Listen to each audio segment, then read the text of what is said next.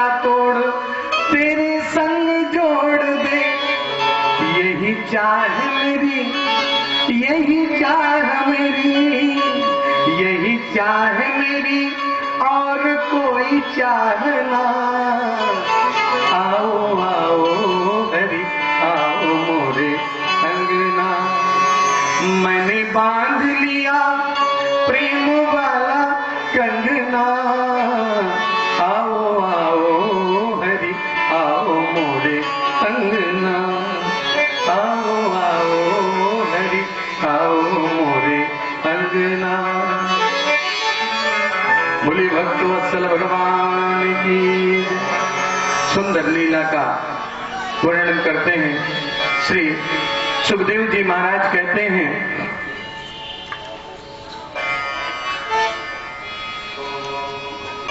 जिसकी कोई सीमा नहीं है, इसने ब्रह्मा जी की तपस्या करी, ब्रह्मा जी से वरदान प्राप्त कर लिया, ब्रह्मा जी से की तपस्या करी, ओम ब्रह्मणे नमः ओम ब्रह्मणे नमः ऐसे करके तपस्या करी।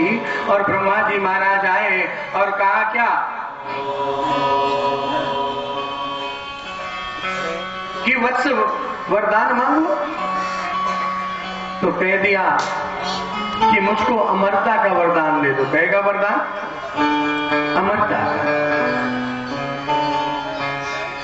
ब्रह्मा जी ने कहा कि देखो भाई ये वरदान मत लो, बाकी चाहे जितने मांग लो। एक ही मैं बोल रहा हूं, लेकिन अब तुम चाहे जितने मांग लो, मैं तुम्हारी तपस्या से बड़ा प्रसन्न हूं और आप चाहे जितने वरदान मांग लो। पर ये वरदान देखो, जिसको जो पृथ्वी पर आता है, मृत्युलोक में आता है, उसकी मृत्यु निश्चित है। संसार की सारी वस्तुएं, सारी चीज नष्टवान है ना, नष्टवान है, सब नष्ट हो सकता है। सत्य और झूठ की बात करें, सत्य झूठ की बात करें तो जितने भी संसारिक हैं, संसार में सब कुछ असत्य है, लेकिन एक सत्य जो है ना वो निश्चित है। वो क्या है? मृत्यु। सब में आप कर्म के द्वारा बदलाव कर सकते हैं, लेकिन मृत्यु का बदलाव नहीं होता है। मरना तो पड़ता ही है और उसके बाद जो कर्म आप करते हो उसी अनुसार आपको स्थान दिया जाता है।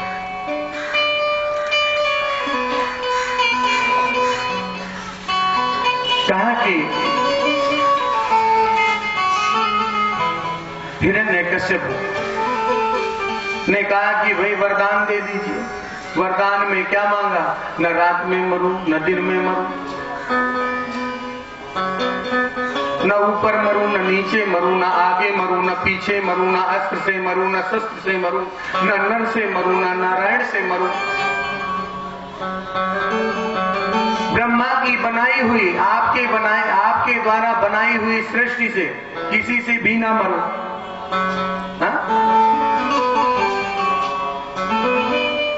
बोले 12 माह की किसी माह में न मरूं। कहा माने कुल मिलाकर के इतने वरदान मांगे जिसकी कोई सीमा नहीं थी और पूरा उपाय कर लिया हिरण्यकश्यप ने कि मैं अमर हो जाऊं।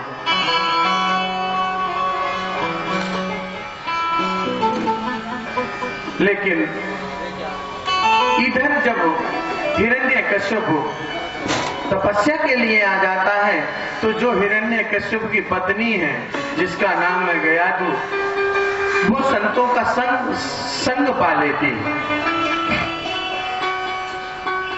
और संग से सत्संग मिलने लग जाता है और सत्संग से विवेक बढ़ जाता है और भजन भी बढ़ जाता है। और वो बताएं कैसे बढ़ता है भजन। पहले तो आपका भजन ऐसे भी बढ़ता है। कलयुग का यह परम प्रताप, मानस पुण्य कोई नहीं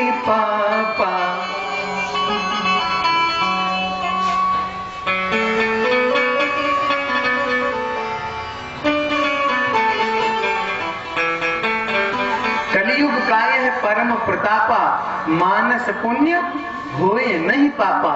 ये तुलसीदास जी की रामचरितमानस बोलती है। तो पुण्य तो तभी से चालू हो जाता है जब से आप सोचने लग जाते हैं कि मंदिर में भागवत होगी, सुनने जाएंगे, तो स्मरण होने लगता है ना। कहीं रास्ते में कोई बैनर दिख गया, कोई चर्चा करने लग गया, तो भागवत की चर्चा होने लग जाती है। तो वो भी क्या है, कल्याणकारी है। फिर जब आप स्थान लग जाता है, बैठना हो जाता है, तो सत्संग के द्वारा मिलता है। फिर जब आप ये माने आप 7 दिन तक ऐसे हो जाते हैं कि कल की तैयारी करके रखनी है, कल हमको वहां कथा में जाना है, और सायंकालीन का जो कार्य है वो सुबह निपटा लेते हैं। ध्यान सिर्फ गद्दी का बना रहता है। कभी कोई मानसिक भजन भी आ जाता है याद में, कभी कथा, जो सुनेगा उसकी बात कर रहा हूं, श्रोता की बात कर रहा हूं। ये वास्तव में ये मतलब प्रैक्टिकल किया हुआ है, परीक्षण किया हुआ है, बोल रहा हूं। आपको कोई भजन ही आ जाएगा याद, या आपको नहीं रह जाएगा, कोई घर में होगी, बिटिया होगी, या कोई घर में कोई स्वामी जी होंगे, किसी से चर्चा चलने लग जाएगी, पुत्र ही क्यों ना हो, और चर्चा चलने लग जाती है। कल तो हम कथा सुनने गए थे, बहुत अच्छी कथा हुई थी, और वहां भजन जो वो वाला आया था वो तो बहुत अच्छा था, है ना, और शब्द याद आने लग जाते हैं। तो वो भी पुण्य का हमें लाभ देता है। और जब तो ऐसे करके पुण्य बढ़ता चला जाता है। ये कलयुग का प्रताप है। ऐसा कभी सतयुग, त्रेता, द्वापर में नहीं होता था। वहां तो जब तपस्या करी जाती थी तभी कुछ मिलता था। पूरा हजारों वर्षों तक तपस्या करनी पड़ती थी, तब जाकर के मिलता था। और फिर तो ठाकुर के लिए स्नेह की बात है। आप भगवान से प्रेम कैसा रखते हैं, भाव कैसा रखते हैं, तभी आपको प्राप्ति होती है। सुखदेव जी महाराज कहते हैं, गयाधि का संतों का संग मिला, विवेक बढ़ गया, बुद्धि बढ़ गई। बिन सत्संग विवेक न होई, राम कृपा बिन सुलभ न सोई। और गयाधु की आत्मा भगवान से सदैव प्रेम की रहती थी। पति कितना भी पूजा न करे, नहीं तो 2 4 5 की नहीं बोल रहा हूं, जो ना करते हो तो, है ना, 2 4 5 की नहीं बोल रहा हूं। पति भले ना पूजा कर पाए किसी कारणवश, लेकिन पति को भी करना चाहिए। तो स्वामी जी बताए, मुझको बहुत काम है, भले अभी दोस्त मिल जाए रास्ते में तो खड़ी करके गाड़ी, अरे रुको रुको रुको अरविंदर कहाँ जा रहे हो, अरे सुनो यार गुरु, तुम कहाँ चले जा रहे हो हमें छोड़ के, बताओ तुम देखते हो ना ही है? बताते हो ना, रुक जाते हो, फिर भी समय नहीं रहता, फिर भी समय देते हो, भले 5 सेकंड का दो। तो ऐसे ही भगवान को अपने बीच में जोड़ करके रखो। भले आप पूरा आधा घंटा 1 घंटा, मैं ऐसा नहीं कहता हूं कि आप भजन करते रहो, मैं ऐसा कहता हूं भगवान के सन्मुख पहुंच जाओ। आप अपने गुरु मंत्र का जप, या ओम नमः शिवाय का, या हनुमान चालीसा का पाठ, या देवी चालीसा का, या शनि स्तोत्र, ऐसा करके भगवान के सामने बस जाकर के प्रणाम कर दो। या नहीं हो पा रहा है, घर में कोई बात नहीं, मंदिर में आओ, दंडवत करो, भगवान का दर्शन करो, तुरंत निकल दो, कोई बात नहीं, लेकिन वो आपका कल्याणकारी होगा। गयाधु बहुत मानती है भगवान को, विवेक मिल गया, विवेक मिला और बुद्धि बढ़ गई, तीव्रता हो गई, और ज्ञान भी, चक्षु भी जग गया। और जब आना हुआ तो माने कीर्तन का, भजन का आनंद जो गयाधु ने प्राप्त कर रखा था, उसकी इच्छा थी कि मेरा पुत्र भी अगर मेरे हो तो इन संतों जैसा भजन करने वाला हो। ऐसी भावना गयाधु की थी। जब पहुंच गए, जाकर के देखा, जाकर के देखा तो कहा हिरण्यकश्यप का आना हुआ। और जब शयन कक्ष पर पहुंचे तो पुत्र की कामना से जब इच्छा रखी गयाधु ने, तो उनसे हिरण्यकश्यप से 108 बार, कितनी बार? 108 बार भगवान का, नारायण का नाम लिवा दिया। कैसे? क्योंकि आपको बताया ना, भाव कुभाव अनख आलस हूं, नाम जपत मंगल दिशि दस हूं। भाव से कुभाव से कैसे भी भगवान का भजन करो, कल्याणकारी होता है। गयाधु ने कहा कि वो महाराज स्वामी ये बताओ आपके भाई को किसने मारा था? तो तुरंत कहा हिरण्यकश्यप ने, नारायण ने। वही नारायण? बोले नारायण कई है क्या? बोले नहीं, वही क्षीर सागर वाला जो क्षीर सागर में वास करता है वही नारायण। अच्छा अच्छा अच्छा अच्छा अच्छा अच्छा। तो क्या किया था उन नारायण ने?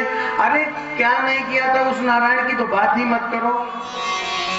वो शुकर का रूप धारण करके आया था मारने के लिए भैया को, वही नारायण। नारायण के साथ में फिर हिरण्याक्ष भैया का युद्ध हुआ। अच्छा अच्छा अच्छा। भैया ने नारायण से छुपा दी, पृथ्वी को छुपा दिया, और जब नारायण शुकर का रूप धारण करके आया, भैया ने उस नारायण को मारना चाहा, लेकिन क्या किया? उस नारायण ने मेरे भाई को मार दिया। बस मैं उसी नारायण की बात करता हूं। ऐसे करके 108 बार नाम उच्चारण करवा दिया। सुंदर पुत्र हुआ जिसका नाम प्रहलाद रखा गया। क्या नाम रखा गया? प्रहलाद। बोले प्रहलाद जी महाराज की जय। प्रहलाद जी महाराज का लालन पालन हुआ। उसके कुछ दिनों बाद गुरुकुल में भेज दिया गया।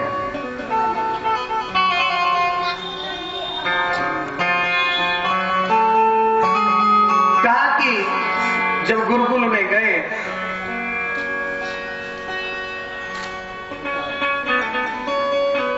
गुरुकुल में जाने के बाद में पढ़ाने के लिए जो शुक्राचार्य जी के पुत्र थे वो पढ़ाते थे। षण्डामर्क जो शुक्राचार्य जी के पुत्र थे, क्या नाम था? षण्डामर्क। षण्डामर्क जी प्रिंसिपल थे वहां के, प्रधानाचार्य। अब वो जैसे आकर के बैठ जाए गद्दी पर तो प्रहलाद जी महाराज उनकी तरफ पीठ कर ले और बैठ जाए पीछे तरफ, और सबसे पीछे बैठा करते थे। अगर वो कुछ भी, क्योंकि वहां तो नारायण का चरित्र थोड़े पढ़ाया जाता है, वहां तो मारकाट की बात की जाती है, ब्राह्मणों का अपमान करना है, ये नहीं करना है, वो नहीं करना है। आज भी होता है ना। गीता का श्लोक किसी पाठ्य पुस्तक पर नहीं मिलेगा, राम का चरित्र किसी पाठ्य पुस्तक पर नहीं मिलेगा। और फिर जब बच्चा बिगड़ जाता है, देखो आपके समय में प्रहलाद का चरित्र भी आता था पुस्तकों पर, ध्रुव चरित्र आता था। अब ध्यान कर लो, आप परिवर्तन, और उससे आप चाह रहे हो पुत्र हमारा पढ़ जाए, अच्छा करे, वैसे हो सकता है भाई? नहीं हो सकता है। हाँ, मैं पढ़ाने के लिए नहीं बोल रहा हूं कि आप कॉन्वेंट स्कूल में नहीं पढ़ाएं, संस्कृत ही पढ़ाएं, ऐसा नहीं बोल रहा हूं। मैं बोल रहा हूं जो अंग्रेजी सीखो आप, उसकी आवश्यकता लगती है, कभी कभी हमको भी महसूस होती है ना। विदेश जाना है तो उसकी प्रॉब्लम खड़ी हो जाती है ना। तो अगर कहीं अकेले हैं, अगर साथ में है तो कोई बात ही नहीं है, कोई होगा ही हमारे साथ में, लेकिन कहीं ना कहीं प्रॉब्लम आती है। वो मैं नहीं बोल रहा हूं कि आप न कराइए, कराइए, लेकिन आचरण करता हुआ और भगवान को मान करके अगर करेगा तो वो बीच में रुकने वाला नहीं है जब तक मंजिल नहीं मिल जाए। वो स्थान नहीं प्राप्त कर लेगा तब तक वो बंद नहीं हो सकता है। उसके ऊपर कृपा। देखो, दवा और दुआ की दोनों की जरूरत होती है ना। जब बीमारी हो जाती है तो डॉक्टर खूब प्रयास करता है, कोई ये इंजेक्शन लगाता है, कभी वो लगाता है, कभी वो दवा देता है, कभी उसका प्रयोग करता है। वो तो प्रयोग करता रहता है ना। और पहले के देखो, इतने पढ़ गए हैं हमारे डॉक्टर लोग वर्तमान में, इतने जो डॉक्टर हो तो बुरा मत मानिएगा, पर कटु सत्य है, कटु सत्य है। अगर डॉक्टर के पास में जाते हैं तो पहले का जो हमारा डॉक्टर या वैद्य रहता था, क्या नाम था? वैद्य। वैद्य बोलते थे ना हमारे डॉक्टरों। तो जो वैद्य होता था तो उसको कुछ बताना नहीं पड़ता था, वो तो नब्ज टटोली और बता देता था कितने % बुखार है, क्या बीमारी है, क्या नहीं है। अब तो डॉक्टर के पास जाते हैं, है ना, और डॉक्टर के पास बैठते हैं, डॉक्टर साहब आते हैं, पहले तो 500 रुपए फीस पहले ही लग जाती है काउंटर पर, तभी प्रवेश मिलेगा, है ना। और कहो और बढ़िया हो, थोड़ा अमेरिका से अगर हवाई जहाज से बैठ करके आया हो तो कहो 1000 भी लग जाए तो कोई बड़ी बात नहीं, है ना। तो 1000 प्रवेश फीस। अच्छा, फिर एक दूसरा आएगा तो फिर लाइन में लग जाओ। फिर वो जब लगेगा लाइन में तब तक वो समय आएगा, फिर कहेगा ठीक है बैठो बैठो। अच्छा, क्या हुआ तुम्हें, ये बोलता है ना। ये ऐसा देखा है मैंने, सुना बस नहीं है, देखा है। क्या हुआ, बुखार आ गया है क्या? अच्छा। तो अब तो मशीनरी भी ऐसी चलने लगी है कि वो जांच करके बता दे। वो तो तुम भी चेक कर लो, अपने घर में ले आओ मशीन को, उसको क्या बोलते हैं, आला, थर्मामीटर। हाँ, थर्मामीटर को लेकर के लगाया और बुखार चेक कर लिया। तो वो तो तुम भी देख लो, लगा दिया, थोड़ा देर बैठा दिया। अब जिसने कभी दवा करवाई ही नहीं डॉक्टर के पास में, तो वो तो कह रहा है ये पता नहीं क्या सूजी है, क्या नहीं, काट ना ले, क्या ना हो जाए, है?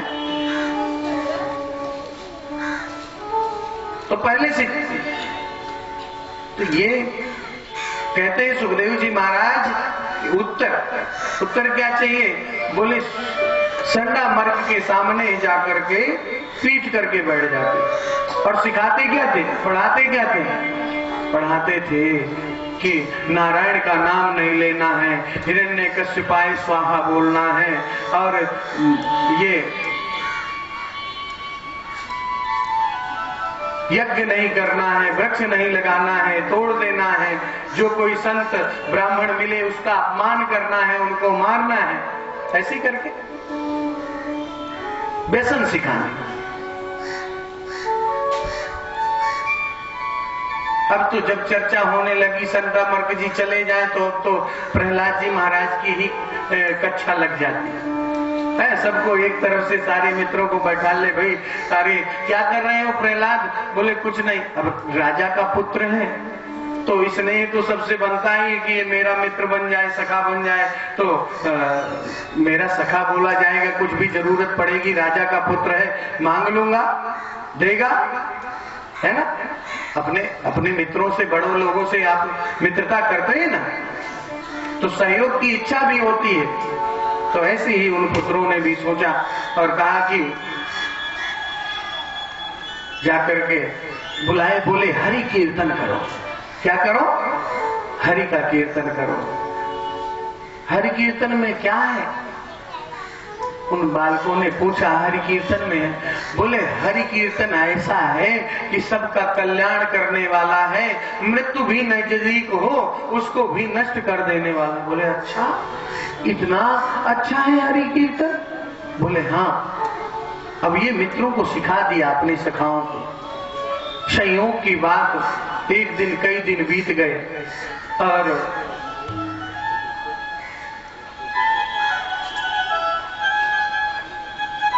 जैसे सिखा दिया है और नगर भ्रमण के लिए सारे मित्र लोग निकले तो एक कुम्हार का आवा झटक रहा था, पक रहा था, और उस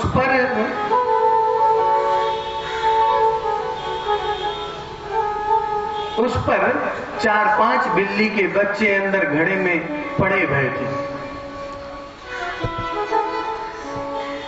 और कहा, एक सखा ने देखा, कहा, प्रहलाद प्रहलाद प्रहलाद देखो ना, उस घड़े के अंदर क्या है, कुछ लग रहा है।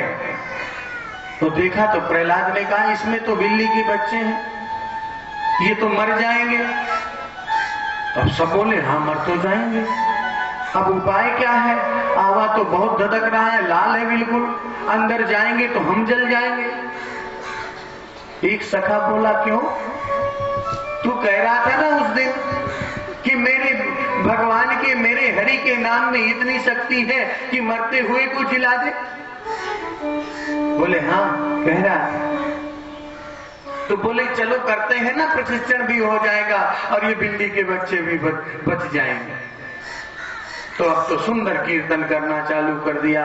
उस धधकते हुए आवे के चारों तरफ घूमना प्रारंभ कर दिया, कीर्तन किया, श्रीमन नारायण नारायण हरि हरि, श्रीमन नारायण नारायण हरि हरि, श्रीमन नारायण नारायण हरि हरि, श्रीमन नारायण नारायण हरि हरि। तेरी लीला सबसे न्यारी न्यारी हरि हरि, तेरी लीला सबसे न्यारी न्यारी हरि हरि, श्रीमन नारायण नारायण हरि हरि, श्रीमन नारायण नारायण हरि हरि। हरि ओम नमो नारायण, ओम नमो नारायण, हरि ओम नमो नारायण, हरि ओम नमो नारायण, हरि ओम नमो नारायण, ओम नमो नारायण, हरि ओम नमो नारायण, हरि ओम नमो नारायण, श्रीमन नारायण नारायण हरि हरि, श्रीमन नारायण नारायण हरि हरि, श्रीमन नारायण नारायण हरि हरि, श्रीमन नारायण नारायण हरि हरि, श्रीमन नारायण नारायण हरि हरि, श्रीमन नारायण नारायण हरि हरि। और कीर्तन करते जा रहे हैं और बिल्ली के बच्चे नाच रहे हैं अंदर। कहा, देखो प्रहलाद, देखो अंदर अभी भी नाच रहे हैं, मुझे लग रहा है बच जाएंगे। बोले, और ज्यादा करोगे, जितना ज्यादा कीर्तन करोगे उतना ही कम कष्ट बिल्ली के बच्चों को होगा। श्रीमन नारायण नारायण हरि हरि, श्रीमन नारायण नारायण हरि हरि, श्रीमन नारायण नारायण हरि हरि, श्रीमन नारायण नारायण हरि हरि।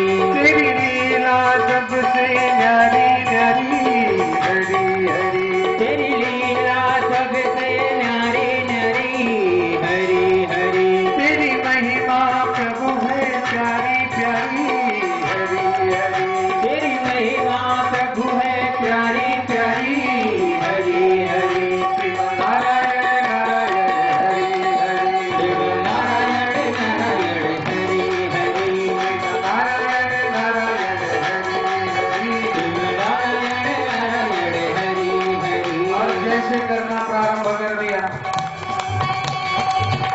अब तो आनंद आने लग गया, तो अब तो नाच नाच करके होने लग गया कीर्तन। श्रीमन नारायण नारायण हरि हरि, श्रीमन नारायण नारायण हरि हरि, श्रीमन नारायण नारायण हरि हरि, श्रीमन नारायण नारायण हरि हरि।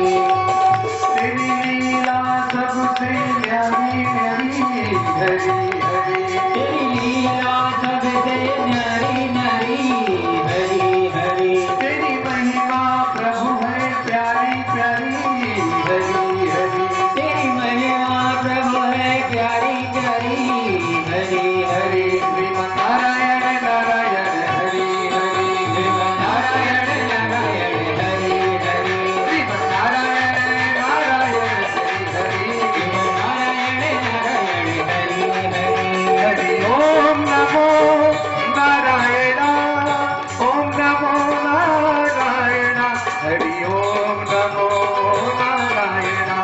हरि ओम नमो नारायण हरि ओम नमो नारायण ओम नमो नारायण हरि ओम नमो नारायण हरि ओम नमो नारायण श्रीमन्नारायण नारायण श्रीमन्नारायण नारायण हरि हरि श्रीमन्नारायण नारायण हरि हरि श्रीमन्नारायण नारायण हरि हरि श्रीमन्नारायण नारायण हरि हरि श्रीमन्नारायण नारायण हरि हरि श्रीमन्नारायण नारायण हरि हरि श्रीमन्नारायण नारायण हरि हरि श्रीमन्नारायण नारायण हरि हरि श्रीमन्नारायण नारायण हरि हरि हरि। अब तो ऐसे करते हुए कीर्तन करते भये और विद्यालय पहुंच गए। विद्यालय में देखा कि कीर्तन करने लगा है और कहा ये क्या कर रहे हो? सरकार से इजाजत नहीं है कि कीर्तन करो यहाँ। हाँ? राजा कौन है? हिरण्यकश्यप। जब हिरण्यकश्यप जैसा राजा होता है तो ऐसे ही होता है। हाँ? लेकिन भक्त लोग, संत लोग, ब्राह्मण लोग अपना आचरण नहीं छोड़ते हैं, है ना। समय की बस बात होती है। किया क्या? जा करके भजन होने लग गया। स्वामी नारायण नारायण हरि हरि का भजन किया, उच्चारण करने लग गए।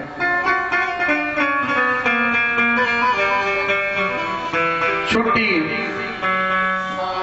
लेकर के प्रहलाद जी महाराज राजघराने में पहुंचे।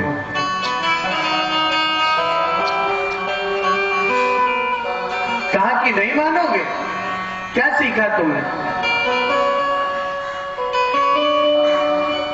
कहा मैंने भजन करना सीखा है।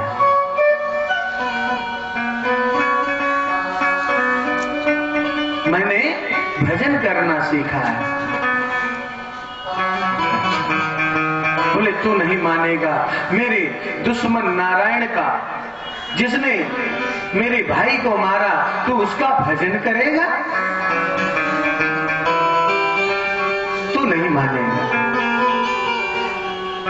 कहा रुक जा। जाकर के पुनः विद्यालय में भेजा। संडा मर्ग जी को आदेश किया, होश में रहना, मेरा पुत्र बिगड़ रहा है। हाँ? ज्यादा भजन में न लगे। हाँ? लेकिन जैसे संडा मर्ग जी महाराज गए, पुनः कीर्तन। श्रीमन्नारायण नारायण हरि हरि श्रीमन्नारायण नारायण हरि हरि श्रीमन्नारायण नारायण हरि हरि श्रीमन्नारायण नारायण हरि हरि श्रीमन्नारायण नारायण हरि हरि श्रीमन्नारायण नारायण हरि हरि हरि ओम नमो नारायण ओम नमो नारायण हरि ओम नमो नारायण हरि ओम नमो नारायण हरि ओम नमो नारायण ओम नमो नारायण हरि ओम नमो नारायण हरि ओम नमो नारायण श्रीमन्नारायण नारायण हरि हरि श्रीमन्नारायण नारायण हरि हरि श्रीमन् सभी का ये कीर्तन। श्रीमन्नारायण नारायण हरि हरि श्रीमन्नारायण नारायण हरि हरि श्रीमन्नारायण नारायण हरि हरि श्रीमन्नारायण नारायण हरि हरि। अब तो जो भी कोई आने लग गया तो साथ में वो भी श्रीमन्नारायण नारायण हरि हरि श्रीमन्नारायण नारायण हरि हरि श्रीमन्नारायण नारायण हरि हरि श्रीमन्नारायण नारायण हरि हरि। संडा मर्ग जी महाराज भी आ गए। काफी आवाज लगाई, लेकिन ये राम नाम का ऐसा करंट है जिसको छुप जाए उसको लग ही जाता है।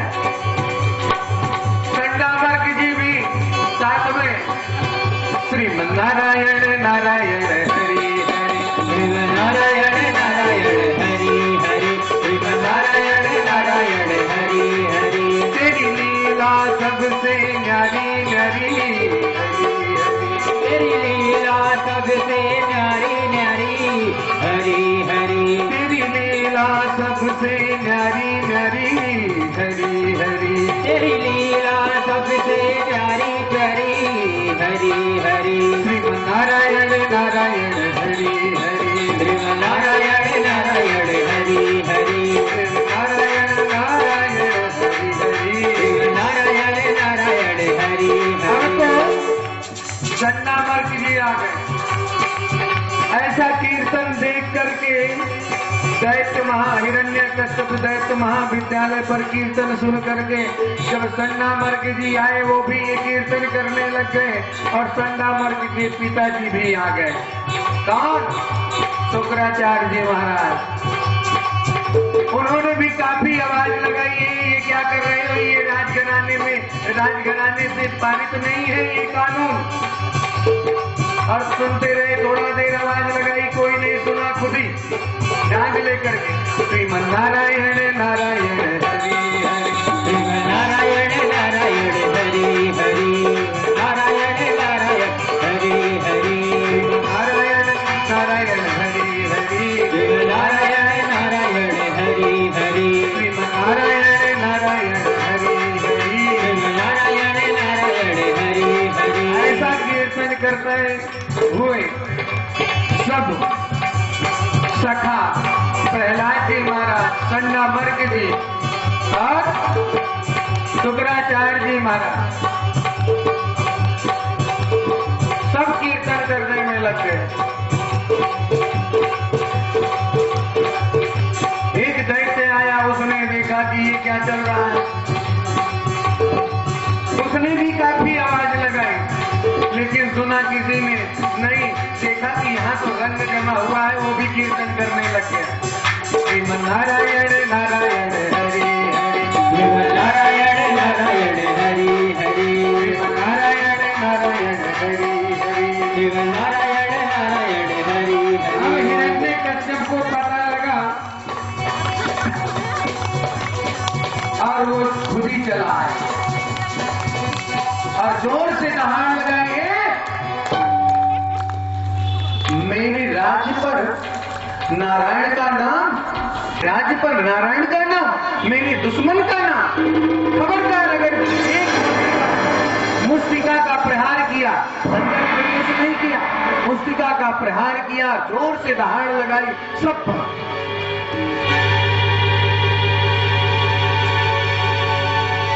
कहा ये कीर्तन किसने चालू कराया?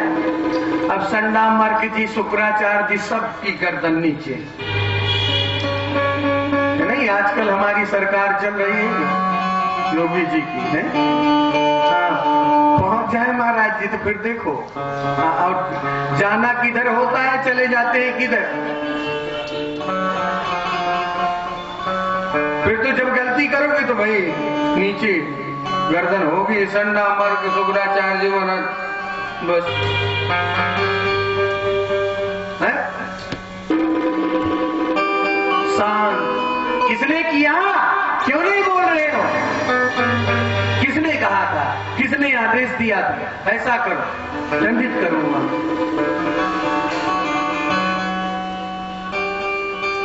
पीछे से एक बालक बोलता है, किसी ने नहीं चालू करवाया था, ये प्रहलाद है ना, ये जो किनारे में खड़ा है चुपचाप, इसी ने चालू करवाया था। कह रहा था हरि भजन में बहुत आनंद होता है। आनंद सही बताऊं, आनंद तो आया था। अब तो हिरण्यकश्यप ने देखा, अरे आनंद तो आया था, उसके दुश्मन की, किसी के दुश्मन की बड़ाई उससे करो, स्वीकार करेंगे वो सुनना? नहीं स्वीकार करेंगे। राधे राधे बोलना पड़ेगा, राधे राधे। क्या किया? जाकर के हिरण्यकश्यप ने प्रहलाद का हाथ पकड़ा, चल घर, मैं देखता हूं तू मेरा दुश्मन है। जो दुश्मन का भक्त हो वो भी दुश्मन कहलाता है। कहा चल तू मेरे साथ में। जैसे गए, कहा क्या कि जाकर के जब घर पहुंचे, कहा कि दैत्यों को कहा जाकर के तुम जो बड़े से बड़े दैत्य हो उनको कहो कि बड़ी सी मदिरा, ज्यादा सी मदिरा हाथियों को पान करा दो, पिला दो।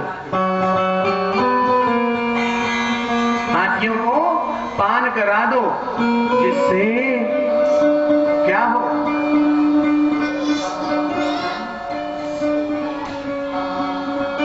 इस प्रहलाद को मार्ग पर लिटा देना और उन हाथियों को दौड़ा देना। हाथी निकल जाएंगे और प्रहलाद नष्ट हो जाएगा। ये हिरण्यकश्यप ने किया। खूब सारा मदिरा गज को, हाथियों को पिलाया गया। भगवान से रहा नहीं गया।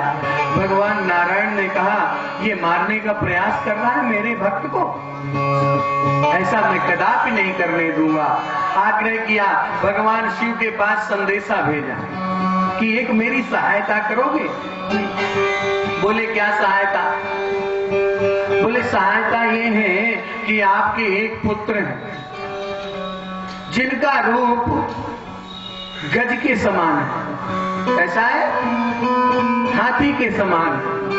किसको? गणेश जी का वाहन किया और कहा कि जाकर के कह दो उन्हें कि वो जो हाथी है ना उसमें खुद ही विराजमान हो जाए, और प्रहलाद को अगर मार्ग पर लिटाया जाए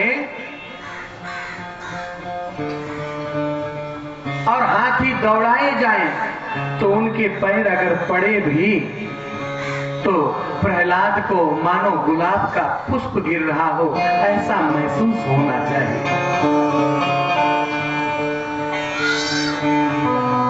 स्वयं गणेश जी ने रूप धारण कर लिया, उन पर विराजमान हो गए। उन हाथियों पर मार्ग पर प्रहलाद को लिटा दिया गया और उन मदमस्त हाथियों को दौड़ा दिया गया। दौड़ जाते हैं हाथी, लेकिन पैर खूब पड़ते हैं, लेकिन ऐसा लग रहा होता है जैसे कोई चरण दबा रहा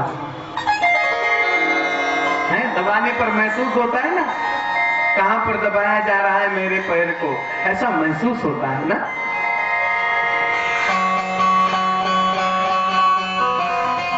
जैसे आगे निकाल दिया, अब तो मरा नहीं। दैत्य जाकर के बोला हिरण्यकश्यप से,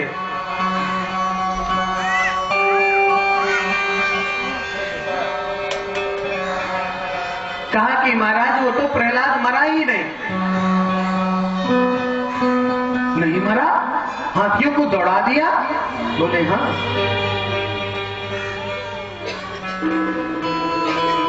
अच्छा, दूसरा उपाय सोचा। बोले नहीं मरा, कोई बात नहीं, अभी देखते हैं। जैसे ही आगे कहा, बुलाया, कहा कि इसको ऐसे नहीं मानेगा। जाकर के हाथियों को दौड़ाने के बाद में प्रहलाद को बुलाया और एक बड़े से दैत्य को, जो विकराल रूप बना लेता था, विकराल शरीर हो जाता था, जो मायावी था, भूलोक से आकाश मंडल तक जिसका रूप बन जाता था, शरीर बन जाता था, ऐसा दैत्य वो लेकर के आया और उसको आदेश दिया हिरण्यकश्यप ने कि प्रहलाद को ले वो और जाकर के सागर पर छोड़ दो, जिससे मृत्यु हो जाए। क्या हो जाए? मृत्यु हो जाए। तो विकराल रूप धारण करके और एक शिखर पर चढ़ करके सागर पर इतनी जोर से पटका, भगवान विष्णु कहते हैं माता लक्ष्मी से क्यों कुपित थे। भगवान विष्णु ने माता लक्ष्मी जी की तरफ देखा, कहा भगवान आप उदास हैं, क्या कारण है? बोले हाँ देवी, ये दैत्य जो है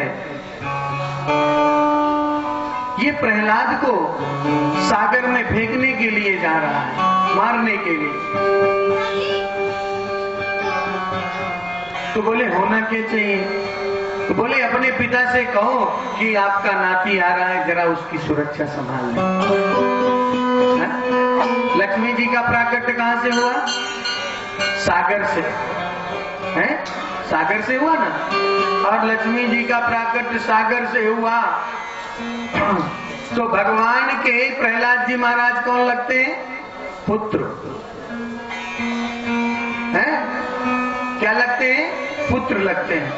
और तो उस पुत्र के मां के पिता कौन लगा करते हैं? नाना जी। क्या लगते हैं? नाना जी लगते हैं ना। अच्छा, ये बता दो कोई, नाना जी अधिक प्रेम करते हैं या माँ जी? जब कभी कभार पहुंचती है बच्ची अपने नाती को लेकर के, अपने पुत्र को लेकर के, तो जब नाना जी होते हैं ना, तो वो माँ से भी अधिक प्रेम करते हैं। माता लक्ष्मी ने कहा पिताजी प्रहलाद आ रहा है, जरा उसकी सुरक्षा और व्यवस्था अच्छे से कर देना। जैसे जोर से फेंका सागर पर, महाराज मानो सागर दोनों हाथ किए हुए उस समय का इंतजार कर रहे थे। जाकर के अपने हस्त पर ले लिया। अरे कहाँ जा रहे हो? कितने दिन बाद आए हो? मेरे पास आओ। कई दिनों तक रहे सागर के पास में प्रहलाद जी ने। इसके पश्चात बाहर निकल के आए। कहा क्या? जाकर के देखा, आए फिर भी नहीं मरे, फिर आ गए राज्य में। लेकिन अब क्या किया? बोले काल कोठरी में बंद कर दिया प्रहलाद जी महाराज।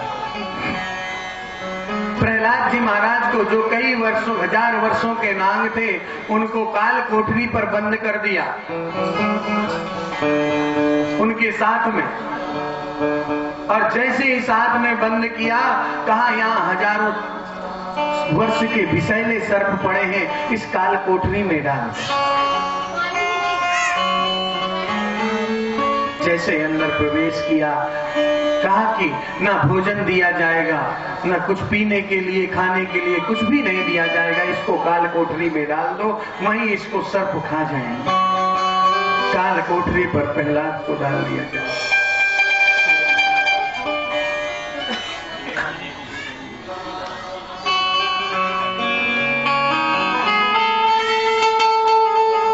कहा कि जब काल कोठरी में डाल दिया प्रहलाद को, तो वो सर्प जाकर के क्या करते हैं? बड़े बड़े सर्प हैं, फुसकार लगा दे कि अच्छे अच्छे लोग डर जाए। भगवान ने क्या किया? भगवान किस पर विराजते हैं? शेष सैया पर। शेष नाम का बिस्तर बना रखा है, सैया बना रखी है, उस पर विराजते हैं। और नागों के स्वामी कौन है? शेष नाग। नागों के राजा कौन है? शेष नाग। शेष नाग को आदेश किया कि कोई भी परेशानी मेरे पुत्र को नहीं होनी चाहिए, मेरे भक्त को नहीं होनी चाहिए।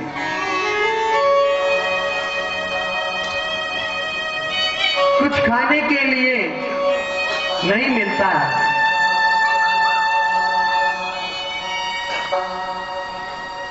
और जब खाने के लिए नहीं मिलता है तो बार बार परेशान होते।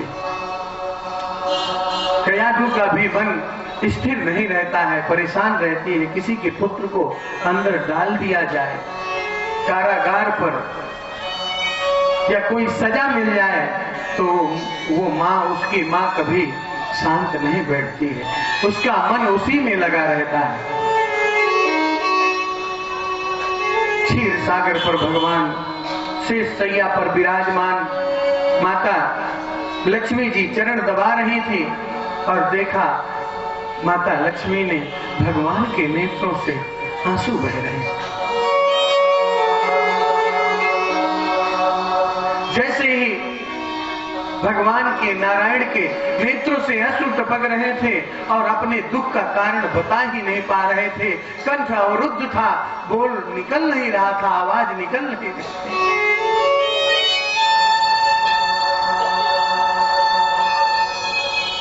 मैं इसका उपाय क्या करूं सोचने लग जाते हैं। इतने में माता लक्ष्मी देख लेती हैं, प्रभु आपके नेत्रों से आंसू, आप तो इतने युद्ध को जीतने वाले, बड़े बड़े योद्धाओं को परास्त करने वाले, आप तो कौन सा कष्ट है जिससे आपके नेत्रों से आंसू प्रवाहित हो रहे?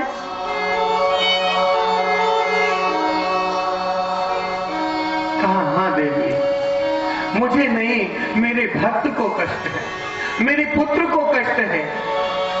क्या कष्ट है? बोले मेरे पुत्र ने आज 1 माह हो गया है और कुछ भी खाना पीना कुछ भी नहीं मिला है। बस माता लक्ष्मी ने कहा, बस इतनी सी बात? कहाँ है आपका पुत्र? कौन है? कौन है आपका भक्त? आपका पुत्र है, आपका भक्त है, वो मेरा पुत्र है, मेरा भक्त है। माता लक्ष्मी ने कहा, मैं बना करके जाऊंगी भोजन प्रसाद और जाकर के अपने हाथ से बनाऊंगी। जो कभी ना बनाने वाली वो माँ अपने हाथ से सुंदर व्यंजन बनाती है और जाकर के गयाधु का रूप धारण करके और प्रहलाद जी महाराज की कुंडी खटखटाती, कुंडी को तोड़ करके अंदर प्रवेश कर जाती है और कहती है, पुत्र को देख करके वहां तो जितने नाग हैं वो प्रहलाद जी महाराज की गोद पर खेलते हैं। कोई छत्र बना लेता है, कोई हाथों पर लिपट जाता है, कोई गले में लिपट जाता है। कहते हैं सुखदेव जी महाराज, राजा परीक्षित ऐसा होता है कि बैठने के लिए, गोद में बैठने के लिए सर्पों में लड़ाई होने लग जाती है। प्रवेश किया, माता लक्ष्मी ने कहा, पुत्र, जैसे पुत्र कहा, प्रहलाद जी महाराज तो आराम से बैठे थे। कहा, देखो ना, मैं तुम्हारे लिए खाने के लिए लाई हूं।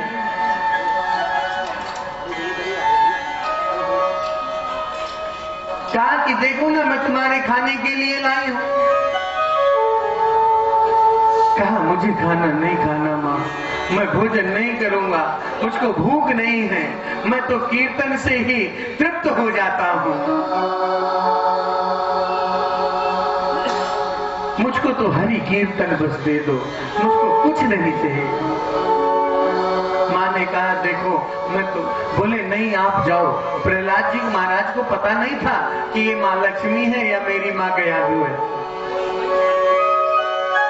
गयाधु माँ से कहा माँ तुम चली जाओ, पता चले कि पिताजी को पता पड़ जाए तो तुमको भी कारागार में डाल दे, तुमको भी ताड़ना देने लग जाए, इसलिए माँ आप चली जाओ कृपा करके। बोले तुम चिंता मत करो, आजकल राजा पिताजी तुम्हारे घर में नहीं। अपनी गोद पर बैठाल करके माता लक्ष्मी ने अपने हाथ से भोजन कराया प्रहलाद जी महाराज को। कई महीने बीत गए। अब तो सबने सोचा अब तो मर ही गया होगा। दैत्यों ने सोचा और कहा कि महाराज उस काल कोठरी पे प्रहलाद को डाला था, क्या करना है? बोले हाँ जरा उसको खोल करके काल कोठरी को देख लेना क्या स्थिति है उसकी। अब तो उसके हड्डे वड्डे बस खा गए होंगे सर। जाकर के एक दैत्य गया, कुंडी खोली प्रहलाद जी महाराज के ऊपर,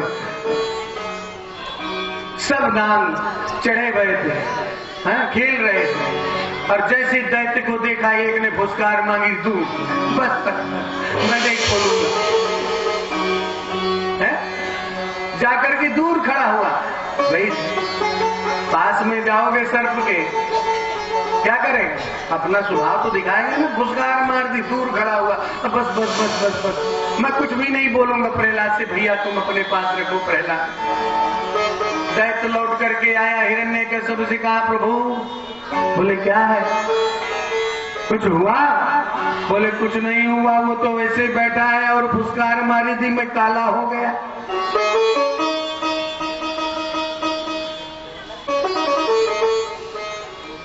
अच्छा कुछ नहीं हुआ? बोले तो फिर क्या हो, आपातकालीन नीति बुलाई।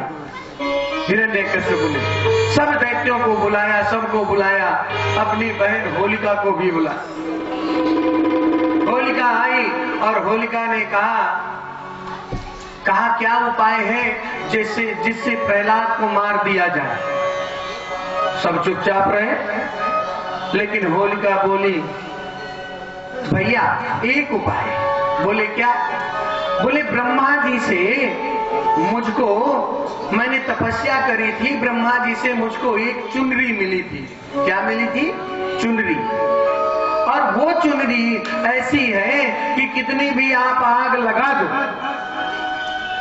और जिसने डाल के रखा, कितनी भी आप आग लगा दो, जिसने भी अपने ऊपर डाल के रखा,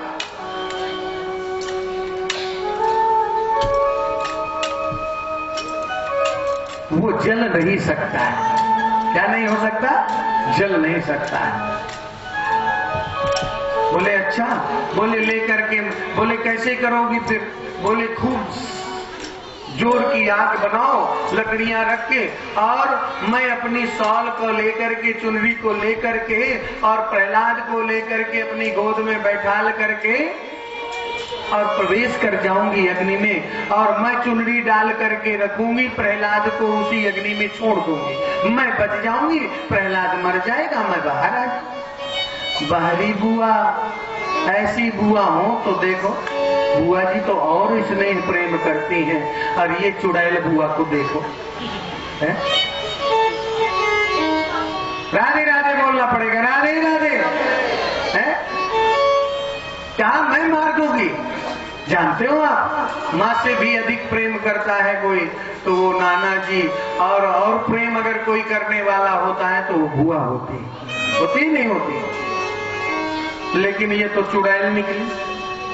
इसने कहा प्रहलाद को मैं लेकर के जाऊंगी और फेंक दूंगी अग्नि में। भगवान ने कहा चिंता मत करो।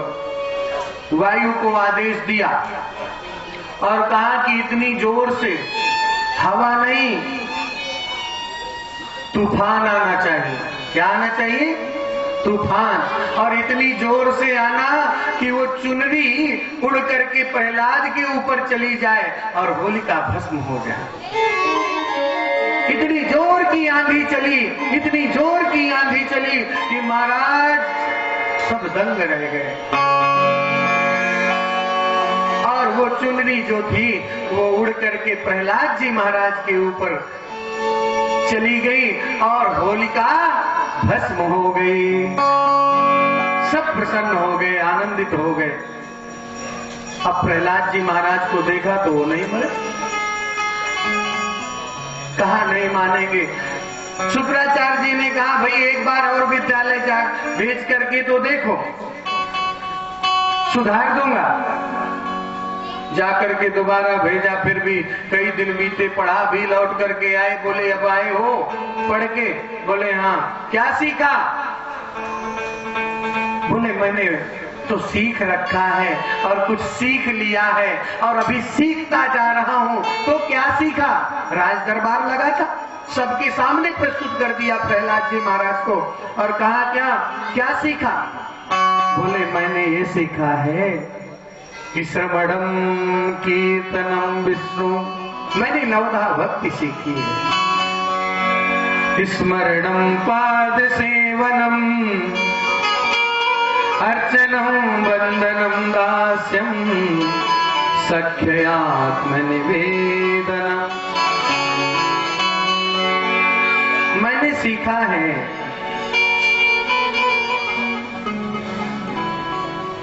नवधा भक्ति।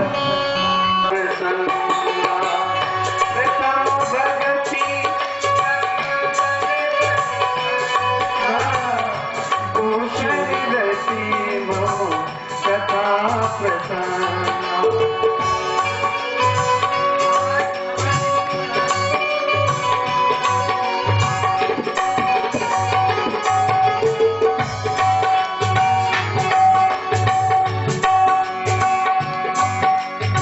गुरुपद पंकज सेवा तीसर भगति अमान।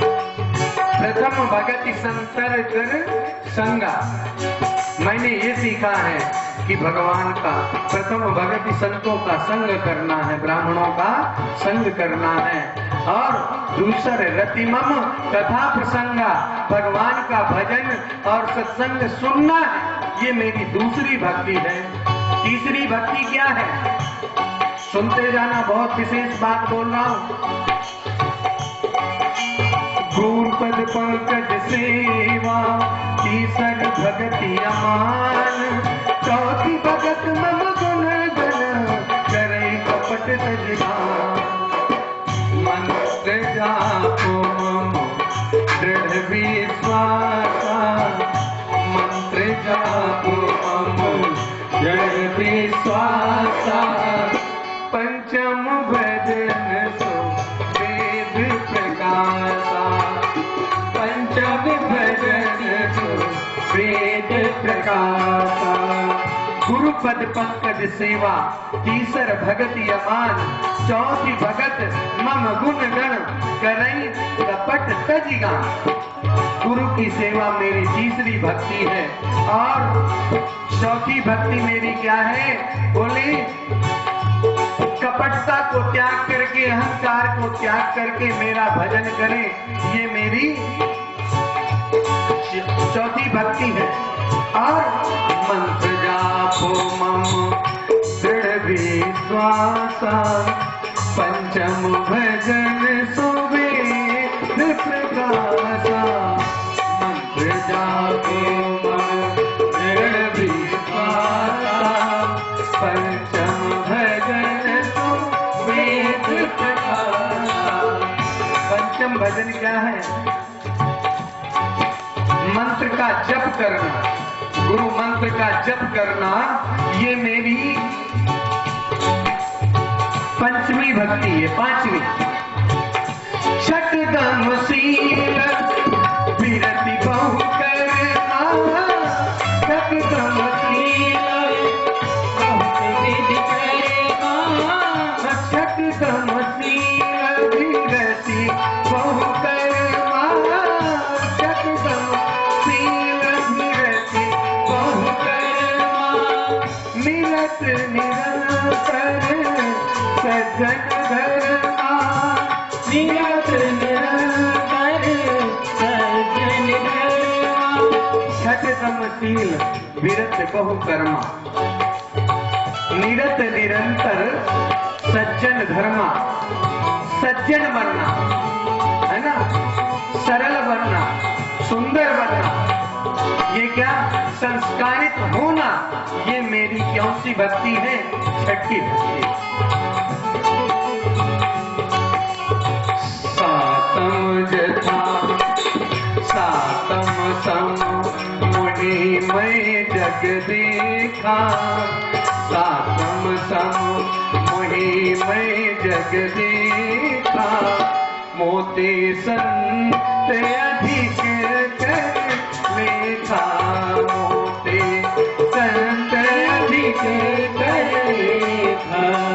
मोते संत अधिक कर लेखा। सातम जथा लाभ संतोषा।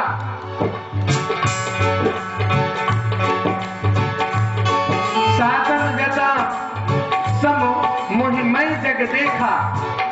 मेरे जैसे, मेरे समान सबको समझो, भगवान समझो, किसी का अनादर ना करो, आदर करो। सरल सब सन चलहीना। हम भरोसे ही हर सिंह दीना। हम भरोसे ही हर सिंह दीना। हम भरोसे ही हर सिंह दीना। नमो जिनके एक होई। नौ में से एक, ये नौधा भक्ति हो गई। लेकिन इसके आगे वाली चौपाई क्या है? 9 जिनके इन 9 में से किसी के पास एक ही मात्र हुई तो भी उसका कल्याण है। 9 जिनके एक होई, नारी पुरुष सचराचर कोई। नारी हो या पुरुष हो, 9 में से ये भक्ति 9 में से कोई सी भी एक हुई उसका कल्याण हो जाएगा। कहा मैंने 9 भक्ति सीखी।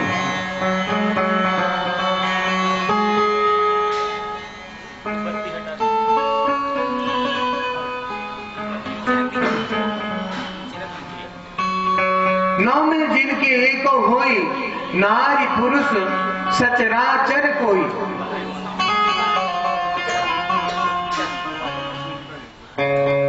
बोली भक्त वत्सल भगवान की जय।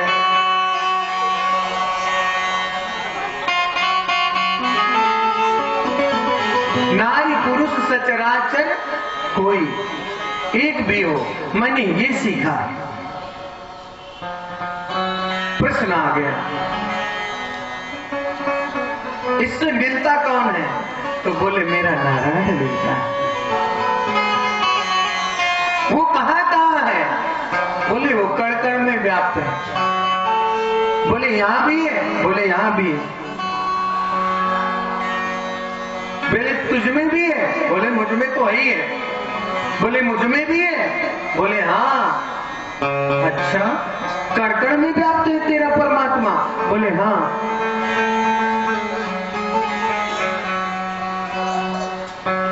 कण में व्याप्त है? बोले हाँ। अच्छा, तो इस खंभ पर भी होगा? बोले हाँ पिताजी, मेरे नारायण इस खंभ पर भी है। अच्छा, तेरा नारायण इसके अंदर मैं देखता हूं अभी। और जोर से गदा को उठाया और गदा का प्रहार उस खंभ पर कर दिया और नृसिंह भगवान का प्राकट्य हो गया। बोले नृसिंह भगवान की, बोली भक्तवत्सल भगवान की जय। अब क्रोधित होकर के नृसिंह भगवान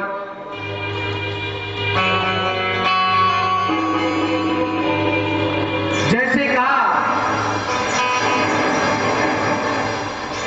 क्रोधित हो गए, नृसिंह भगवान का प्राकट्य हो गए। और जैसे ही देख करके कहा कैसा रूप है? सुखदेव जी महाराज कहते हैं राजा परीक्षित जरा इस झांकी का भी दर्शन करो।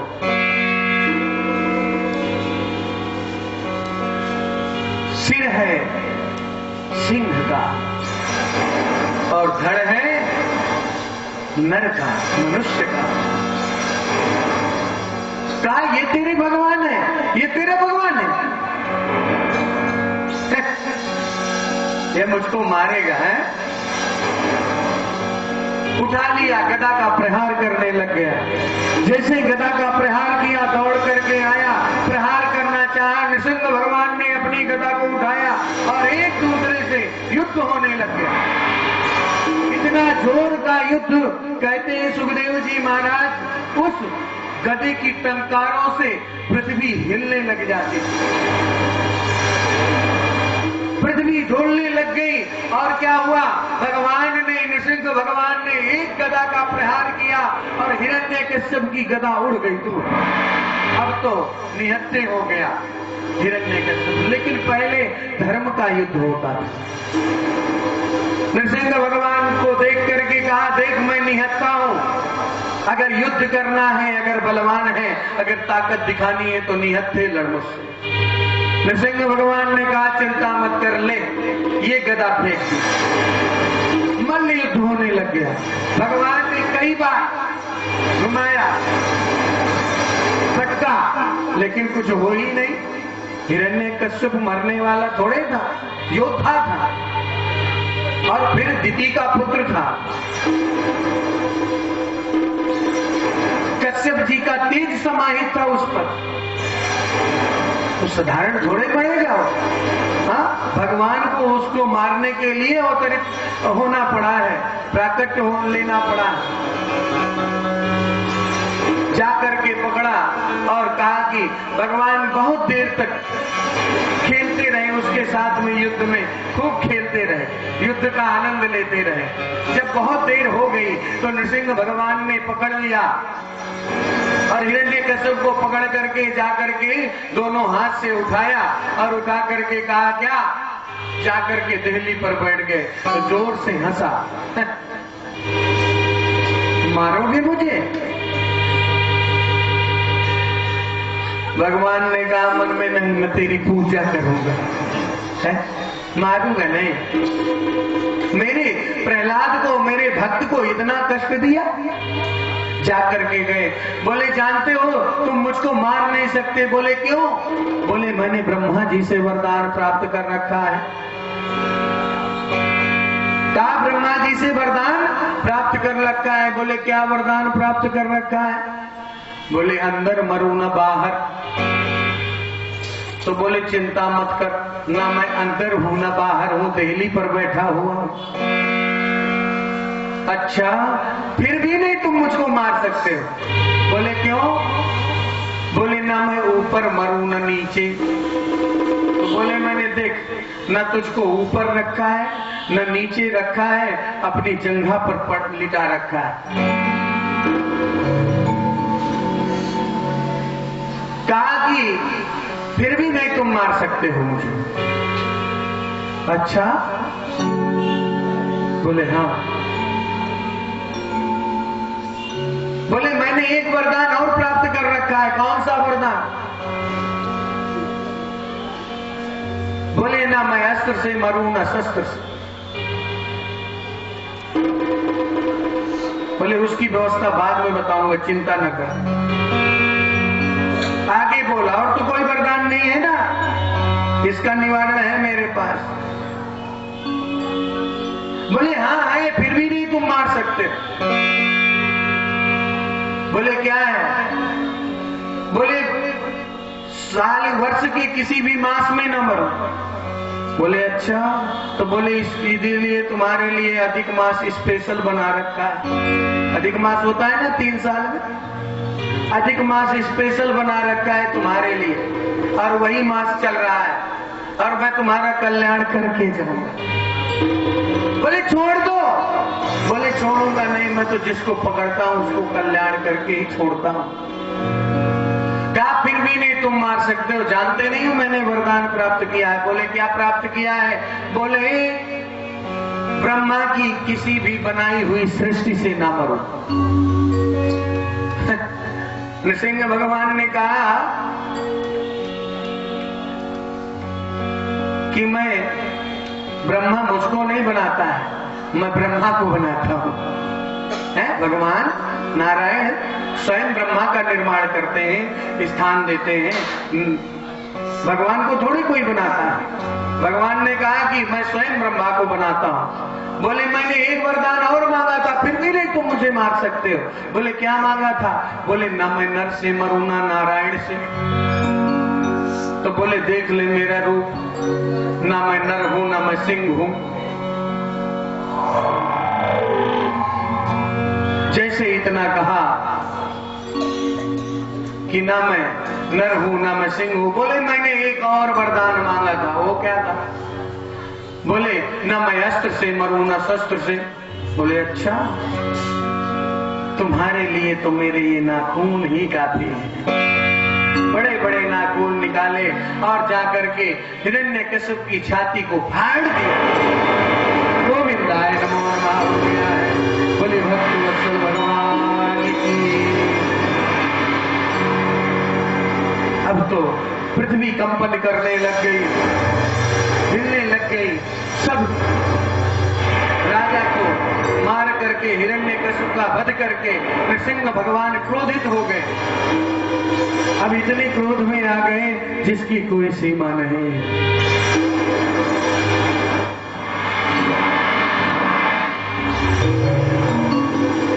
जैसे क्रोध में आए भगवान को देख करके सब डरने लग गए। नारद जी महाराज आए। नारद जी महाराज से कई देवताओं ने कहा भाई इनका क्रोध शांत करवाओ। नारद जी महाराज ने कहा देखो मेरे बस की बात नहीं, अब क्या हो।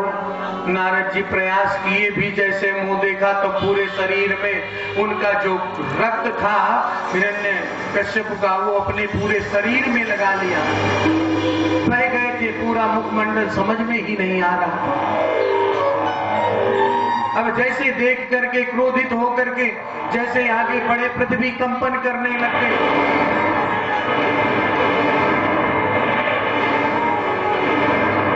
अब देख करके नारद जी महाराज को रहा नहीं गया और जाकर के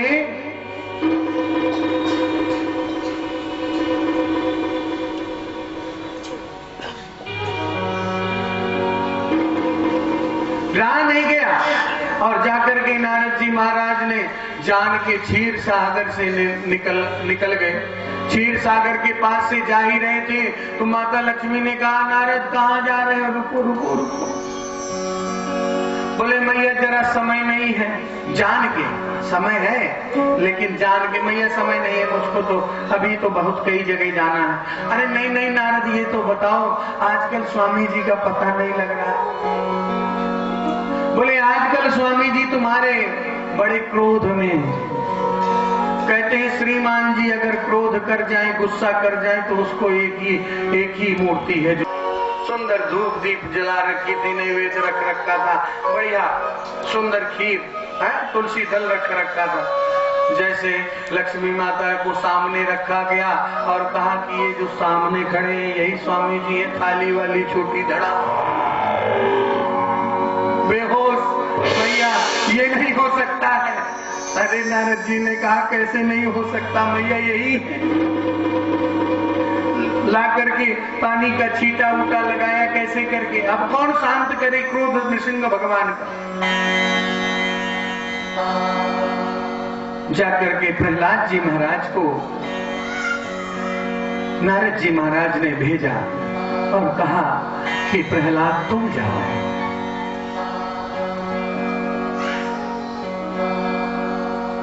जैसे प्रहलाद जी महाराज पहुंचे, प्रहलाद को देख करके नेत्र सजल हो गए नृसिंह भगवान के और अपने गोद पर उठा लिया।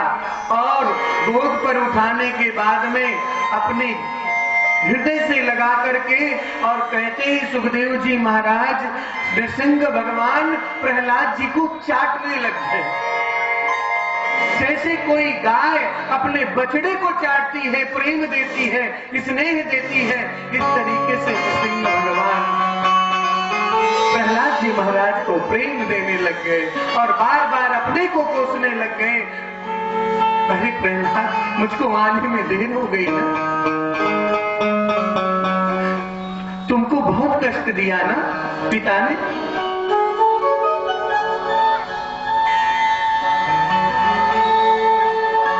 कहा सूर्य अनेक फिरे कण मांगत पै पद सूर सो स्वाद कहाँ पुनिताल मंजीरा बजाती फिरे मीरामत वारिसी चाह कहाँ सिया राम कथा कितनों ने लिखी पर तुलसी सी मरी जात कहाँ नृसिंह बसे प्रति कंबन पे और कारण को प्रहलाद का। अगर पाना है भगवान को तो उस मीरा जैसे बन जाए। अगर भगवान के लिए लिखना है, गाना है, तो सूर्य जी जैसा कोई नहीं लिख पाया। और अगर राम कथा कितनों ने लिखी, अगर सुंदर मर्यादा से किसी ने लिखा है, तो तुलसी सी मर्याद कहाँ। और नृसिंह बसे प्रति खम्भन पे, और काढ़न को प्रहलाद कहाँ।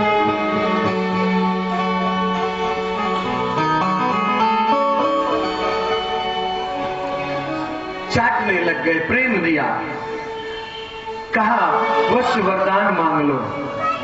भक्तों का शिरोमणि बना दिया प्रहलाद जी महाराज। कहा कि मुझको, पिता को, मेरे पिता ने बहुत अनादर किया है, आपका अपमान किया। आप एक कृपा कर दीजिए, मेरे पिता को आप अपने चरणों में वास दे दीजिए।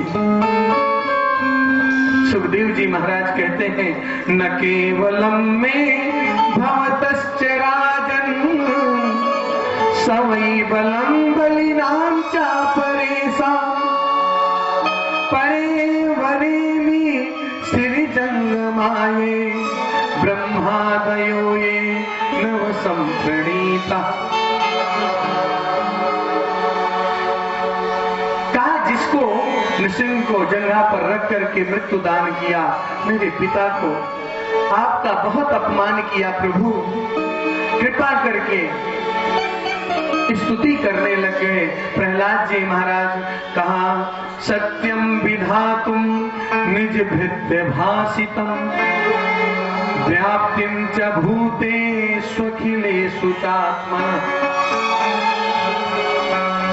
अदृश्यतास्त्रद भूत रूपमुद्वहन् स्तंभे सभायां न मृगम न मानुषम।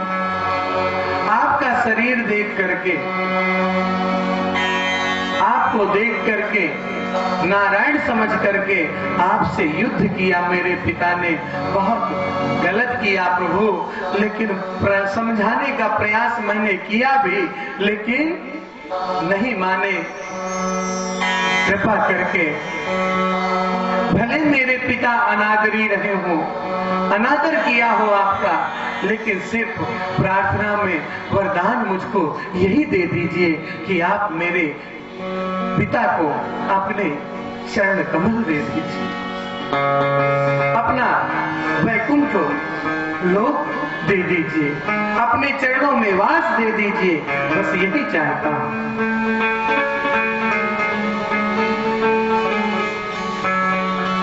कहा कि भाव कुभाव अनख आलस हो, नाम जपत मंगल दिशि दस हो।